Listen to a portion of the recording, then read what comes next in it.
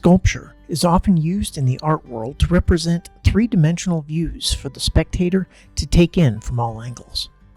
No piece in the Stuhr Museum's collection offers such a unique experience as the Arrowmaker by Ellis Berman. This piece, completed in 1934 during the height of the Great Depression, took 6 months and was commissioned by the Civil Works Administration for $600.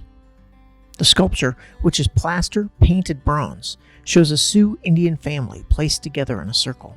The father is observed by his wife and son as he balances an arrow to test its trueness. The piece was not easy to create. Berman's studio was unheated, which presented a problem in finishing the sculpture. The clay model froze several times during its making. The process was, however, able to be completed within 6 months.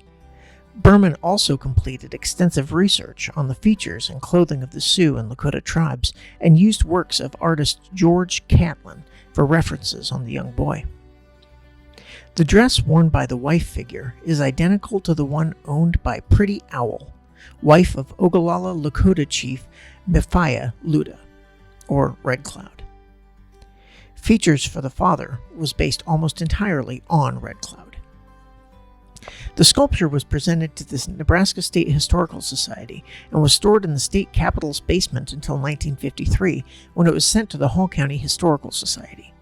It then went into storage as it awaited a permanent home. The sculpture spent time in a warehouse of the Central Nebraska Regional Airport, but was once again moved to a grain bin, where it was later found buried in a pile of corn. In 1977, with the opening of the Gus Fonner Memorial Rotunda, the Arrowmaker finally found its permanent home as the centerpiece of the Stuhr Museum's Gus Fonner Native American and Cowboy collection. For many years, the Arrowmaker was on loan to the Stuhr Museum from the State Historical Society. Just last year, the sculpture was transferred permanently to Stuhr Museum.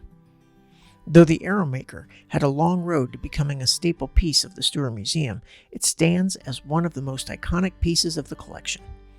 Other iconic sculptures stand just outside the Gus Fonner Memorial Rotunda.